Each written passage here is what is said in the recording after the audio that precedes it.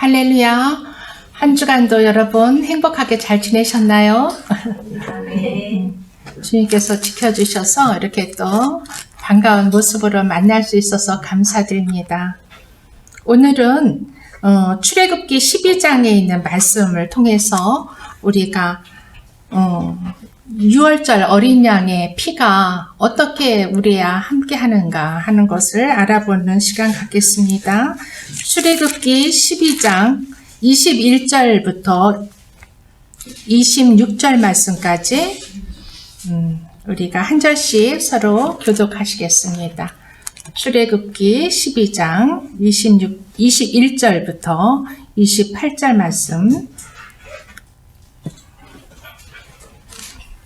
제가 한 절, 여러분이 한 절 서로 교독하시겠습니다.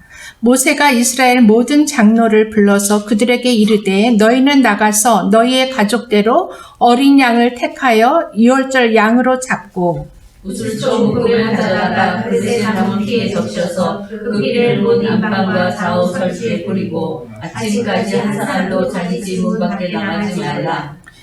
여호와께서 애굽 사람들에게 재앙을 내리려고 지나가실 때 문 인방과 좌우 문설주의 피를 보시면 여호와께서 그 문을 넘으시고 멸하는 자에게 너희 집에 들어가서 너희를 치지 못하게 하실 것임이니라.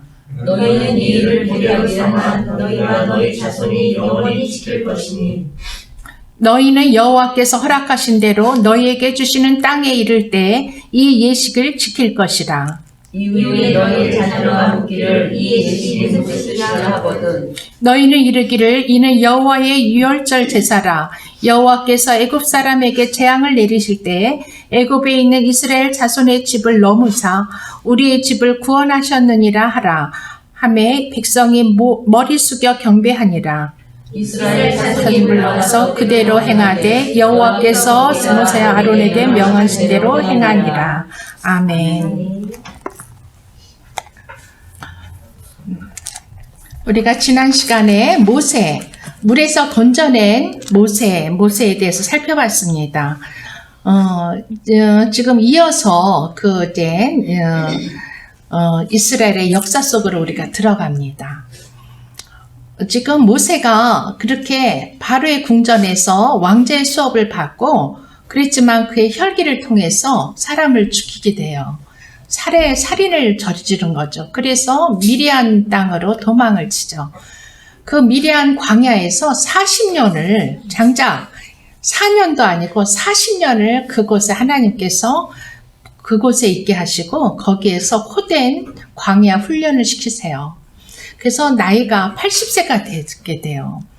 80세가 되었을 때 호렙산에서 하나님께서 모세를 만나주세요. 그 떨기나무 불꽃 가운데서 나는 스스로 있는 자라 하시는 그 하나님 여호와 하나님께서 모세를 부르시고 만나주시면서 내 애굽에 내려가서 다시 애굽으로 가서 내 이스라엘 내 사랑하는 백성들을 구해내라 하는 사명을 주세요. 왜냐하면 이스라엘이 야곱의 가족들을 통해서 70명이 애굽의 고센 땅으로 왔죠. 그때는 야곱의 아들인 요셉이 애굽의 총리로 있었어요.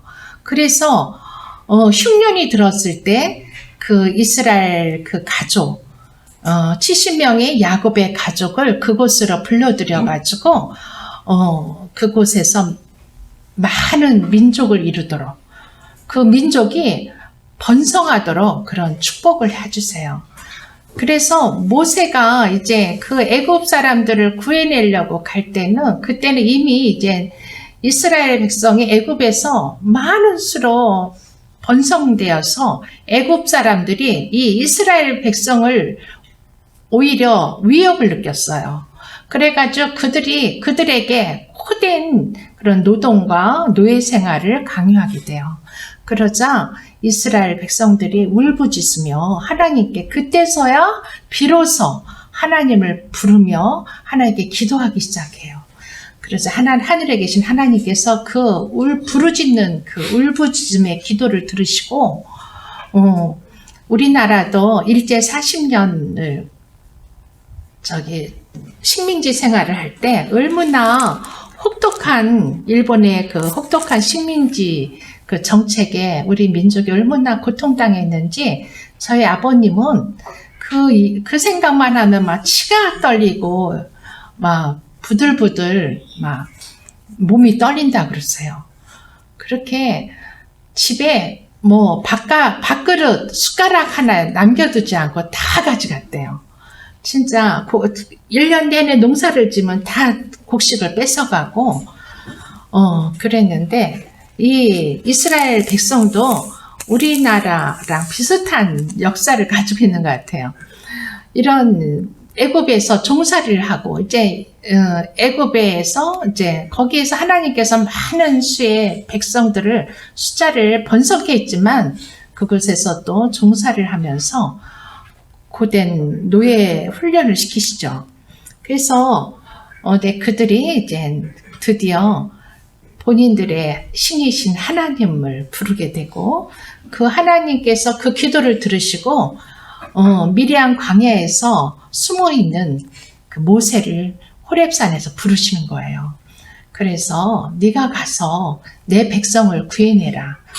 애굽에 도로 내려가서 지금 애굽에서 탈출해서 지금 미디안 광야로 숨어 있는 모세를 다시 내려가라는 거예요. 가서 내 백성을 출애굽시켜라. 그러니까 모세가 네 그러겠습니다 하고 달려갔을까요? 그렇지 않았어요. 너무 두려웠어요. 그래가지고 2번이나 하나님께 거절을 했어요. 나는 그런 능력 있는 사람이 아니다. 나는 혀가 둔한 사람이다. 그러고 나는 말할 줄도 모른다. 막 이러면서 이래저래 핑계를 댔죠. 그렇지만 하나님께서 그 연약한 모세, 두려워하는 모세에게 하나님의 능력을 주어주세요. 그리고 모세가 들고 있던 그 지팡이를 통해서 그 능력, 내가 너에게 능력을 행할 거니까 넌 두려워하지 마라. 네가 말을 못하냐? 그러면 내가 말 잘하는 네 형 아론을 붙여주겠다. 그러면은 아론을 통해서 얘기해라. 그러면서 모세의 모든 핑계를 다 무마시키시면서 드디어 모세가 항복할 수 없게 만드세요. 그래서 이제 모세가 드디어 애굽을 가서 바로 왕을 만나요. 근데 이 바로 왕은 옛날 요셉이 있었을 때 바로는 굉장히 진짜 선하고 좋은 왕이었어요. 그래서 요셉을 굉장히 배려하고 요셉을 사랑했기 때문에 요셉의 민족인 이스라엘 민족도 사랑해서 그들을 고센 땅이라는 땅을 허락하 좋은 땅을 주고 거기서 목축업을 하면서 자유롭게 살도록 그렇게 인도했지만 이제 시대가 지나서 요셉도 죽고 바로 왕도 죽고 몇 대가 지나면서 이제 새로운 왕들이 나왔는데 이 왕들은 진짜 완악한 왕들이었어요. 그래서 지금 모세 시대의 바로 왕은 그 요셉의 시대에 있던 바로 왕과는 전혀 성격이 틀린 완악한 왕이었죠. 그는 도저히 그런데 이제 하나님께서는 그 바로 왕을 만나라고 하시는 거예요. 근데 그 바로 왕은 모세를 죽이려고 찾던 자예요. 그렇지만 하나님께서 들려주신 그 지팡이가 있기 때문에 하나님은 모세가 들고 있던 그 지팡이를 통해서 하나님의 능력을 행하기를 보여주셨어요. 그래서 너는 나의 능력을 믿고 내려가라. 모세도 이제 더 이상 거절할 이유가 없었어요. 그래서 내려가서 이제 바로왕을 만나죠. 그렇지만 바로왕에게 너희는 내 백성을 이스라엘 백성을 원래대로 돌아가도록 해라. 원래 이스라엘 백성들이 가나안 땅에서 왔잖아요. 거기서 흉년이 들어서 애굽으로 왔는데 이젠 본토로 보내라. 그 보낼 때 60명이 왔지만은 이젠 70명의 그 식구들이 이스라엘 가족이 왔지만 지금은 얼마나 많은 수로 늘어나냐면 600만으로 늘어났어요. 엄청난 숫자가 됐죠. 그런데 애굽은 그 600만을 노예로 부리니까 진짜 애굽이 지금의 이집트잖아요. 이집트에 보면은 그 고대 유물들 보면 피라미드며 어마어마한 유물들이 있잖아. 그게 노예들을 부려가지고 만든 유물들이죠. 그런 600만이라 되는 그 장정만 600만. 그러니까 그런 노예를 갑자기 내놓으라고, 우리 본토로 가야 된다고, 이제 우리를 보내달라. 우리가 가서 하나님을 섬겨야 된다. 하나님께 제사 드리고 하나님을 섬겨야 된다고 그렇게 요구를 하니까 황당하죠. 도저히 안 내놔요. 그 재산이잖아요. 누가 와서 우리의 재산을 내놓으라 그러면 여러분은 내놓겠어요? 바로도 마찬가지로 완악한 마음으로 도저히 허락을 안 했어요. 그러자 하나님께서 10가지 재앙으로 바로와 그 애굽 백성들에게 심판을 하세요. 그 마지막 재앙이 바로 장자를 죽이는 재앙이에요. 이 장자를 죽이는 거는 모든 사람의 첫 소유물, 첫 출생인 장자, 그리고 또 사람의 장자뿐만이 아니라 모든 가축의 첫 소생까지 다 죽이는 그러한 그런 재앙, 마지막 재앙을 하나님이 허락하시면서 지금 오늘 읽은 이 출애굽기 12장 21절에 있는 그런 말씀이 지금 그 마지막 장자의 재앙이 있는 그 마지막 날 저녁에 하나님께서 이스라엘 사람들에게 말씀하시는 내용이에요. 이제 장자의 재앙이 오는 그 전날 저녁. 그래서 하나님께서 모세를 불러서 모든 이스라엘 장로들을 부르고 그들에게 나아가 너희의 가족대로 어린 양을 택하여 유월절 양으로 잡으라. 이제 양을 잡으라는 거예요. 그 양은 가족대로, 가족 수대로. 근데 이것이 이제 가족 수가 5이면 5마리를 잡는 게 아니라, 그 가족이 10명이면 한 15명 정도의 수의 15대 1 정도로 한 마리 양을 잡게 하셨어요. 그래서 이제 옆집이 5명이 우리 집이 10명이다. 그러면 한 마리를 잡아서 이제 두 집이 같이 쓰는 거예요. 그래서 고기는 먹고 그날 밤에 급히 먹고 고기는 삶아서 급히 구워서 삶는 게 아니라 구워서 급히 먹고 그리고 그 피는 양의 피는 문설주와 임방에 양 좌우 문설주 집에 이제 문설주가 있잖아요. 좌우 문설주와 임방에다가 바르라 그러셨어요. 그래서 우슬초 묶음을 만들어서 그릇에다 그 피를 적셔서 그 우슬초의 피를 적셔서 문방에 뿌리라. 그리고 아침까지 한 사람도 자기 집 문 밖에 나가지 말라. 이제 저녁에 이 일을 행하는 거예요. 그러면 이제 하나님께서 죽음의 재앙을 밤에 그 애굽 땅에 죽음의 사자를 보내세요. 그래가지고 집집마다 그 사자들이 다닐 때 그 문설주의 피, 양의 피가 뿌려진 곳에는 그곳은 패스오버 넘어가시고 거기에는 재앙이 임하지 못하게 하신다고 약속하셨어요. 그게 지금 우리가 읽은 내용이에요. 이 유월절 어린 양의 피를 바르는 것은 이 구약은 항상 신약의 모형이라고 그랬잖아요. 물론 역사적으로 있었던 어떤 꾸며낸 소설이 아니고 역사적인 사건이에요. 이것은 이스라엘 백성의 역사적인 사건이었죠.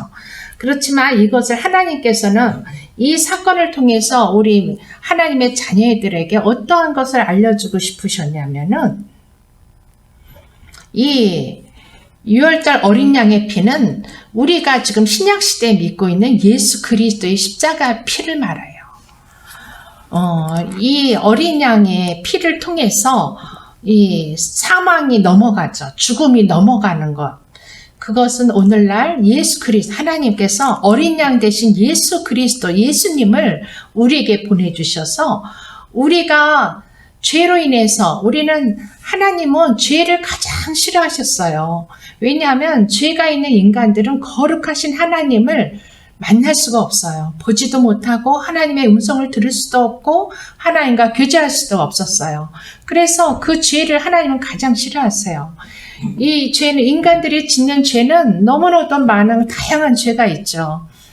그런 죄들을 싫어하셨기 때문에 이 죄를 구약시대에는 동물의 피를 하나님께 드림으로 말미암아 동물을 잡아서 그 고기는 번제로 드리고 그 피는 뿌리고 함으로 자신들의 죄를 용서함 받는 그런 수단으로 삼았어요. 그렇지만 하나님은 계속적으로 동물의 피를 바르고서는 인간의 죄가 계속 영원히 지속되는 것을 아셨어요. 그때만 제사 드렸지 또다시 돌이키면 또 죄를 범하는 인간을 보면서 하나님께서는 이제는 안 되겠다. 이 동물의 피로는 안 되겠구나. 내가 내려가서 이 인간들의 죄를 위해서 내가 대신 죽어줘야겠다 하고 하나님이신 예수님이 이 땅에 인간의 몸으로 오신 거예요. 그래서 죄는, 죄 지은 자는 죄 지은 인간이 그 죄를 대신 속죄할 수가 없잖아요. 죄가 아무 죄가 없으신 무죄하신 그 하나님이신 예수님만이, 하나님의 아들 되신 예수님만이 우리의 죄를 대신 대속할 수 있는 거였어요. 그래서 그분을 하나님 아버지께서 십자가에서 못 박아 죽이시고 그의 피를 우리 전 인류에게 뿌려주심으로 말미암아 우리는 드디어 동물의 피, 양의 피가 아닌 하나님의 아들의 그 피로 인해서 모든 죄를 사함받는 그런 언약의 약속을 받게 된 거예요. 이것은 우리가 하나님께 약속한 게 아니라 하나님께서 우리 연약한 인간을 위해서 먼저 제시하신 약속이신 거예요. 하나님은 언약의 하나님이세요. 일방적으로 우리에게 약속을 하세요. 그리고 그 약속을 우리가 믿을 때 하나님은 우리를 구원하시는 하나님이세요. 모든 인간이 만든 모든 종교는 인간들의 어떤 노력과 수고와 인간들의 열심으로 어떤 도를 닦게 되고 그 도를 통해서 구원에 이르려고 노력을 하는 거죠. 그렇지만 그거는 다 부질없는 인간의 열심인 거예요. 그 열심으로는 하나님께 닿을 자가 없어요. 지금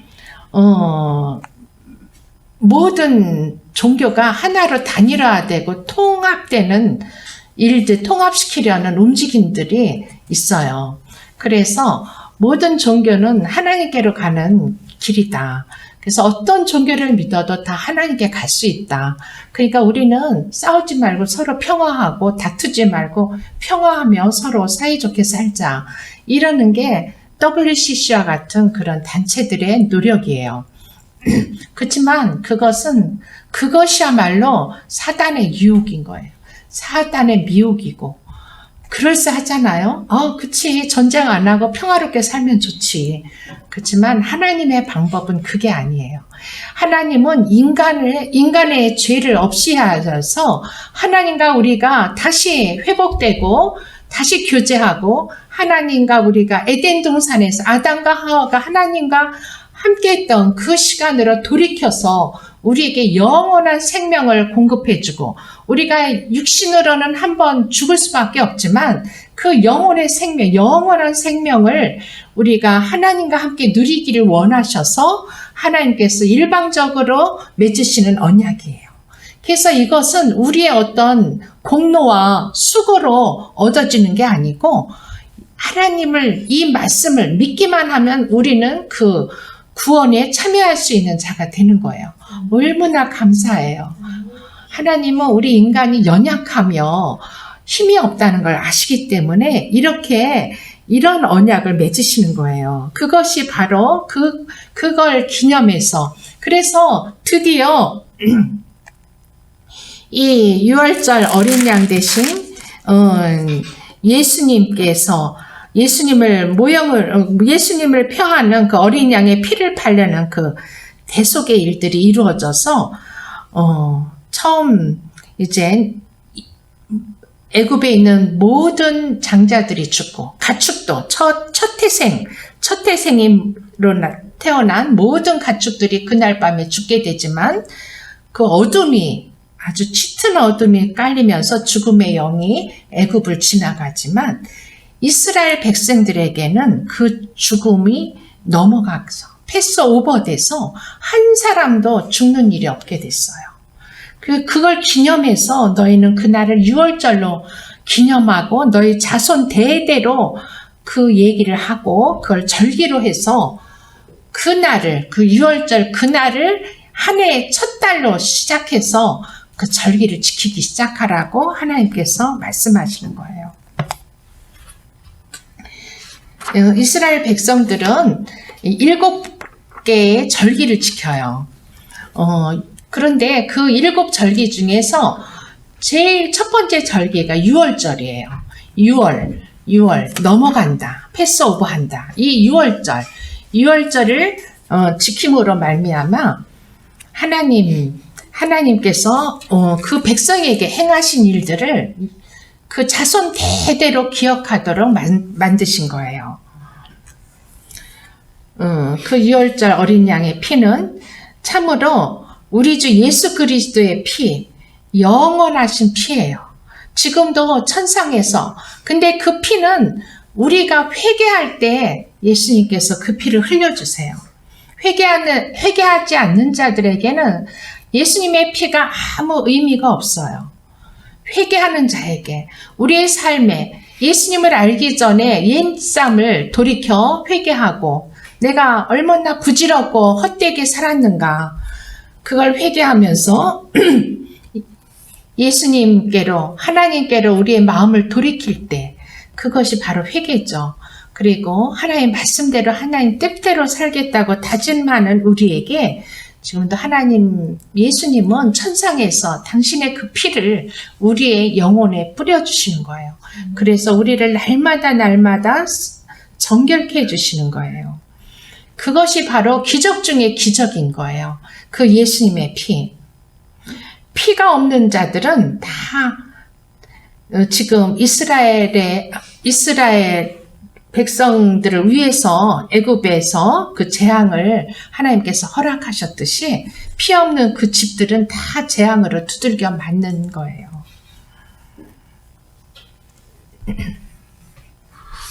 이 피를 바른 집, 그런 집만이 오직 재앙이 지나가고 하나님의 구원을 맛보는 거죠.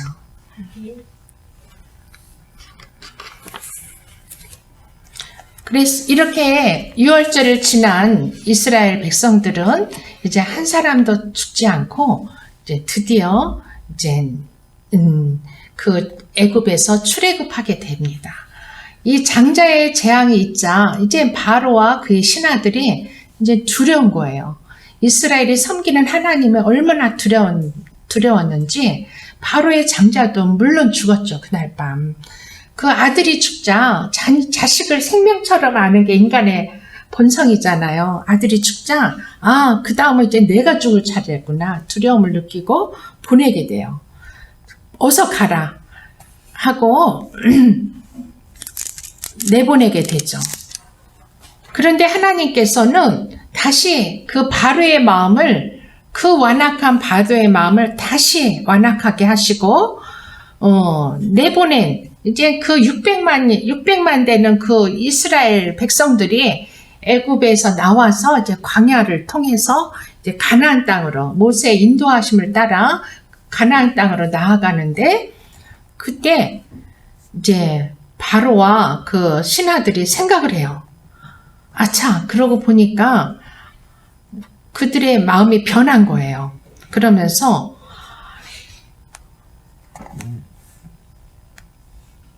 내가 괜히 그들을 놓아주었구나. 그들이 우리의 노예로 있으면 얼마나 우리는 풍성한가. 그렇죠. 그러면서 다시 군대를 이끌고 병거 600대와 출애굽 14장에 보니까 병거 600대와 애굽의 모든 병거를 총동원하고 지휘관들을 다 거느려서 그 출애굽한 600만의 이스라엘 백성들을 추격하고 그들을 다시 데려오려고 이제 추격하는 거예요. 그러자 이제 뒤에는 이제 애굽의 군대가 오고 앞에는 이제 광야를 가던 이스라엘 백성 앞에 홍해가 놓이게 돼요. 거기에서 이스라엘 백성들이 하나님의 그 많은 재앙을 내리시는 하나님, 그 두렵고 떨리는 전능하신 하나님의 그 섭리를 다 맛보고도 여기 와서 그 마지막 광야 끝에 와서 홍해바다 앞에 와서 두려운 거예요. 그 자손들이 두려운 거예요. 그래서 여호와께 부르짖어 그 시간 다시 기도해요. 그러면서 기도하면서도 하나님께서 행할 일을 기대하지 않고 그 애굽에서부터 이스라엘 백성들을 이끌어낸 그 모세를 원망하기 시작하는 거예요. 아니 너가 어찌하여 우리를 애굽에 이끌어내서 이같이 하느냐, 우리를 이제 이 광야에서 다 죽게 하느냐 하면서 우리를 그냥 애굽에 내버려 두지 왜 우리를 이곳까지 끌고 와서 이 광야에서 죽게 만드냐고, 이 광야에서 죽는 것보다 애굽에서 그냥 사는 게 낫겠다 이러면서 모세에게 막 원망을 퍼붓는 거예요. 우리가 이 이스라엘 백성의 모습이 바로 우리의 모습인 거예요. 우리는 어느 날 하나님의 그 모든 죄를 대속해 주시고 우리를 위해서, 우리 죄인된 우리를 위해서 하나님 아버지께서 당신의 그 소중한 독생성자 예수님, 하나밖에 없는 그 독생성자 예수님을 그냥 인간의 땅으로 보내시고 그를 죽이셨는데 그 사랑에 감사하지는 못하고, 감사했다가도 어느 날 우리의 환경에 의해서 우리가 세상에 살면서 어떤 환난이나 고통을 당하면은 하나님, 당신이 계시긴 계신 거예요? 당신이 예수님을 우리에게 보내주신 거 맞아요? 하면서 원망을 하는 게 우리 인간의 속성이에요. 우리 인간이 이렇게 연약해요. 우리는 환경에 따라서 우리의 마음이 조변석계로 변하는 게 우리 인간의 마음이죠. 그때 모세는 하나님께 나아갑니다. 모세가 의지할 게 누가 있겠어요? 모세에게 이런 일을 시키신 하나님께 나아간 일밖에 없죠. 우리가 이렇게 어려운 일을 당할 때 우리를 만드시고 우리를 지으신 그 유일하신 하나님, 창조주 하나님, 우리의 구원자 하나님께 우리도 이렇게 모세처럼 나가야 됩니다. 그때 모세에게 하나님께서 말씀하세요. 너희는 두려워하지 말고 가만히 서서 여호와께서 오늘 너희를 위하여 행하시는 구원을 보라. 가만히 서서 하나님이 행하시는 일을 보라는 거예요. 여호와께서 너희를 위하여 대신 싸우시리라. 참으로 멋진 하나님이세요. 그러면서 모세에게 네 손에 지팡이가 있지 않냐? 그 손을 뻗어서 바다 위에 뻗고 갈라지게 하라. 그러시는 거예요. 그러니까 이 모세, 우리 연말이면은 크리스마스 때나 연말에 TV에서 모세 영화 많이들 상영하잖아요. 그때 보면은 모세가 진짜 그 지팡이를 딱 바다를 향해서, 홍해 바다를 향해서 딱 뻗으면서 바다야 갈라질지어다 하고 선포해요. 그러니까 막 바람이 갑자기 동풍이 막 엄청 센 동풍이 일어나면서 바닷물을 가르는데 바닷물이 벽처럼 쓰게 돼요. 그러면서 그 가운데로 땅이 드러나는 거예요. 그 모습을 보자 이제 드디어 이스라엘 백성들이 안도의 숨을 쉬면서 그 땅으로 막 정신없이 이제 달려가는 거예요. 저 멀리서 보니까 애굽 군대가 병거를 타고 막 그 먼지를 일으키면서 달려오는 걸 보는 거야. 그러니까 막 그 밤에 막 그 홍해 바다 속으로 들어가는 거예요. 그런데 하나님께서는 놀랍게도 애굽 군대가 그들 가까이 오자 하나님은 그 애굽 이스라엘 백성들을 인도하실 때 불기둥과 구름 기둥으로 인도하신다고 그랬어요. 밤에는 불기둥으로, 낮에는 구름 기둥으로. 그래서 밤에는 그 사막 광야는 엄청 춥대요. 그래서 불로 인도하시는 거예요. 그리고 또 밝혀서 밤에도 계속 전진하도록 밝혀주시는 거예요. 그런데 아마 하나님께서는 그 이스라엘 백성들이 출애굽할 때 힘을 공급해 주신 것 같아요. 밤낮으로 걸어갈 수 있도록. 그리고 그 광야에 갔을 때 신발과 옷이 헤하지 않도록 40년을 그냥 그 옷을 입고 살 수 있도록 해주셨어요. 참 놀라우신 하나님이시죠. 그런데 그 구름 기둥은 그 사막이 낮에는 덥기 때문에 구름으로 덮어서 그 햇빛을 차단해 주신 거예요. 그래서 걸어가기 시원한 바람이 불어서 시원하게 해주신 거예요. 그런데 애굽 군대가 막 가까이 오자 그 구름 기둥을 그 백성의 제일 뒤로 옮기세요. 그래가지고 그 백성이 잘 안 보이도록, 그래서 애굽 군대가 혼란을 일으키도록 만드세요. 잘 보이지가 않게끔. 아주 구름이 짙게 끼면 사물이 안 보이잖아요. 아마 그렇게 하신 것 같아요. 그렇지만 또한 애굽이 이제 군대가 이스라엘을 따라오면서 이제 홍해가 갈라진 걸 보면서 저들이 저기를 건너간다. 우리도 가자 하고 병거를 타고 막 그 물속을 그 바닷길로 들어오는 거야. 그러는데 그때 막 병거에 바퀴가 빠지게 만들어요. 그 영화에서 보면 너무 신나더라고. 막 그 병거 무서운 그 전차잖아요. 전차 말을 막 수없이 말을 이끄는 병거 전차가 바퀴가 빠지면서 막 뒹구는 거야. 그때서야 애굽에 있는 그 군대가 그러는 거야. 와, 이스라엘 하나님이 우리를 여기에서 죽게 하나 보다. 빨리 도망가자 하고 도망치려고 했지만 그 이스라엘 그 백성들은 이제 그 홍해를 건너서 막 나오고 애굽 군대는 그 홍해 가운데 있는 거예요. 그럴 때 갑자기 호련히 순간적으로 그 물이 확 그 바람이 멈추면서 순간적으로 그 물이 이렇게 그 물의 벽이, 바닷물의 벽이 혼합돼 가지고 그 길을 없애버리고 애국 군대가 그 바닷물 속에서 그냥 사장되도록 만들어 버리셨어요.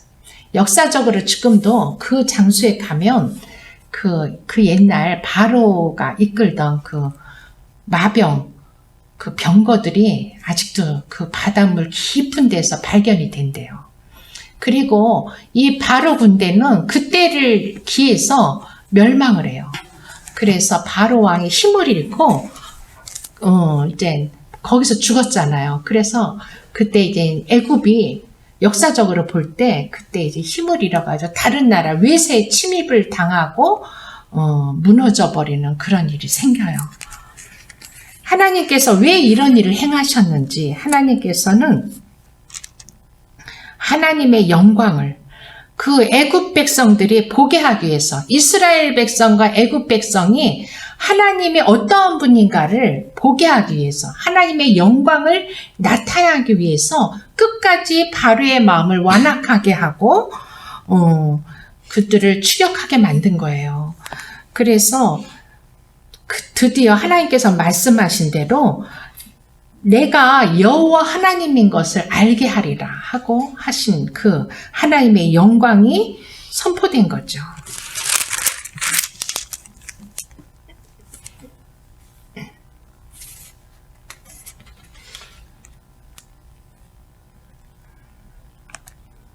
여호와께서 모세에게 이르시되 내 손을 바다 위로 내밀어 물이 애굽 사람들과 그들의 병거들과 마병들 위에 다시 흐르게 하라 하시니 모세가 곧 손을 바다 위로 내밀 때 새벽이 되어 바다의 힘이 회복된지라. 애굽 사람들이 물을 거슬러 도망하나 여호와께서 애굽 사람들을 바다 가운데 엎으시고, 이렇게 아주 소상하게 기록이 돼 있어요.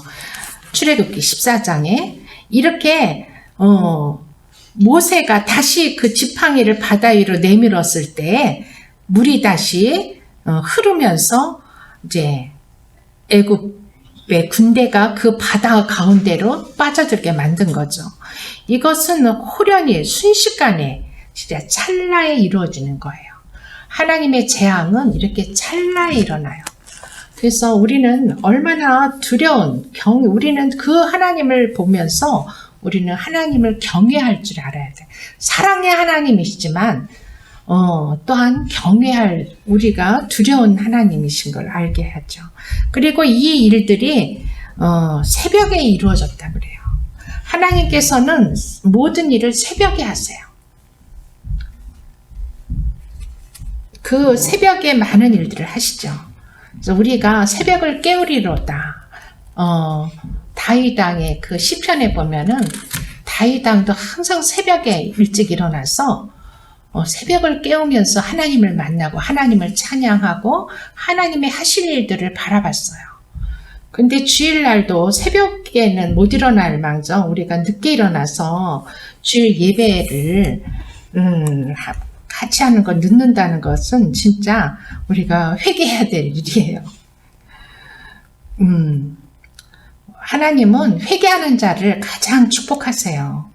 우리가 잘못된 걸 알고도 돌이키지 않는다면은 하나님은 참는 자예요. 기다려주시는 자예요. 그렇지만 어느 날 재앙이 우리에게 임할 때 호련히 순식간에 찰나처럼 임할 때 그때는 이미 회개해도 늦어요. 하나님 이렇게 홍해를 건너는 이 이스라엘 백성들은 다시는 홍해로 다시 건너서 애굽으로 돌아갈 수가 없어요. 이 애굽은 세상을 의미해요. 세상으로. 홍해를 건넌다는 것은 내가 예수님과 함께 십자가에서 나의 정과 욕심을 못 박는 거예요. 우리 예수님만 십자가에 죽어서 우리에게 우리의 죄를 대속하기 위해서 예수님의 피를 뿌려주시는 것만으로 그게 끝나는 게 아니라 우리는 그 예수님과 함께 십자가에 못 박고 무엇을 못 박냐? 예수를 믿기 전에 나의 옛사람, 나의 세상과 함께 했던 나의 겉사람, 나의 육의 사람 이런 것을 주님과 내 정과 욕심을 내 자아를 예수님이 죽으신 그 십자가에 나도 함께 못 박고 죽으면 그때 나는 없어지고 나에게 주님의 새 생명이 나에게 들어와서 나를 살리시는 거예요. 우리 예수님은 십자가에 죽으셨지만 죽고 없어지신 게 아니에요. 십자가에 죽어서 일반인들처럼 사람들처럼 흙이 되고 한 줌의 먼지가 돼버린 게 아니라 3일 만에 그 무덤에서 부활하신 분이에요. 하나님은 예수님이 아무 죄가 없으셨는데도 십자가에 죽으셨기 때문에 사망에 넘겨지실 수가 없었어요. 사망이 예수님을 토해내셨어요. 그것이 무덤에서 3일 만에 부활하신 예수님이신 거예요. 우리의 예수님이 부활하지 않았다면 예수님의 죽음은 헛된 것이에요. 그리고 부활하신 예수님이 아니었으면 우리가 믿는 예수님은 아무런 의미가 없어요. 그런 예수님은 저라도 안 믿어요.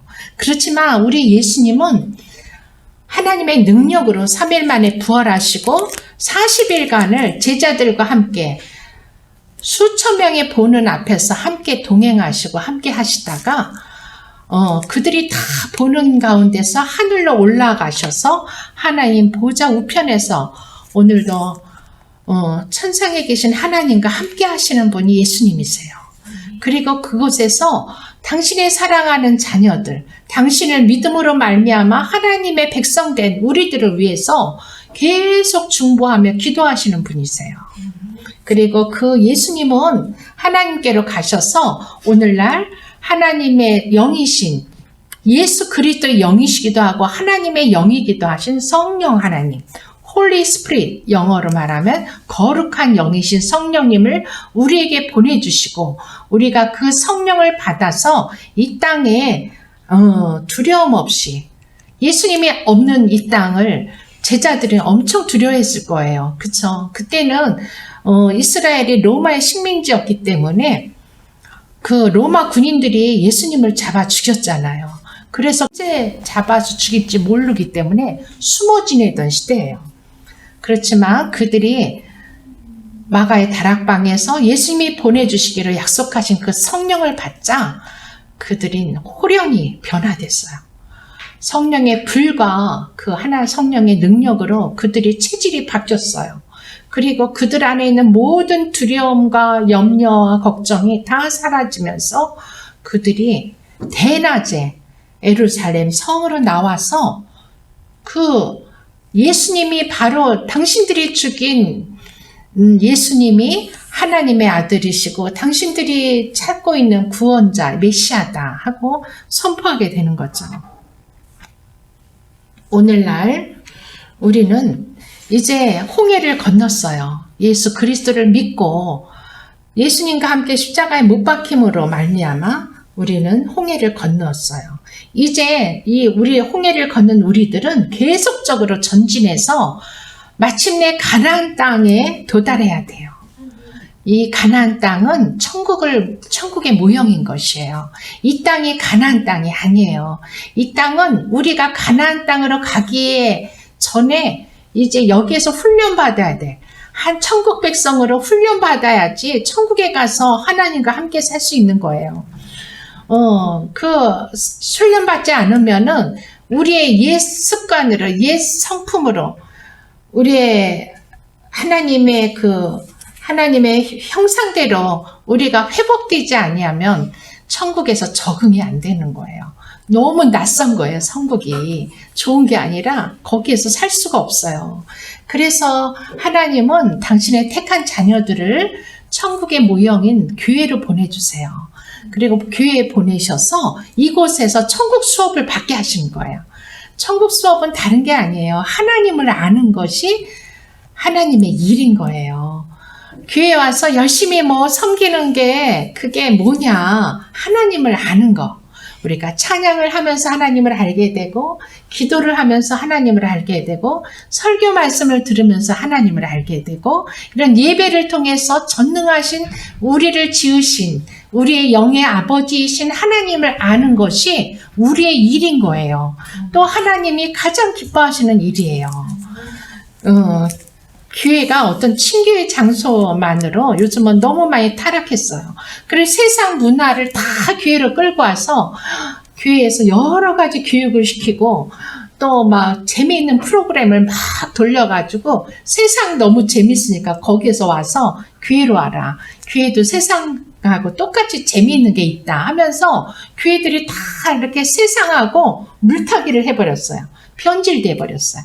그렇지만 하나님은 그런 교회를 원하시는 게 아니라 오직 교회에 와서는 하나님을 알게 하나님 앞에 우리가 나올 수 있도록 하나님만 바라보고 하나님의 말씀을 듣게 하시고 영이신 하나님을 만나게 하는 장소로 교회를 세우신 거예요. 그래서 우리가 이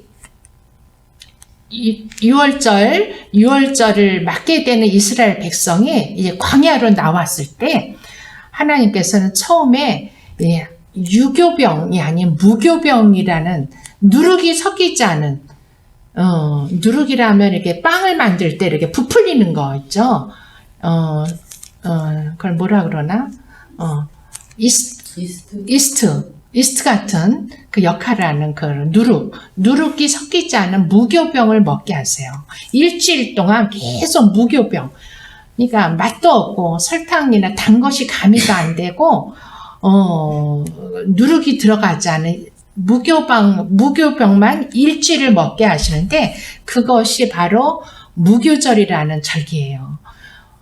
그걸 왜 그렇게 하시냐면은 하나님의 사람들이 이 6월절을 기억하면서 하나님께서 그 백성을 구원하셨다.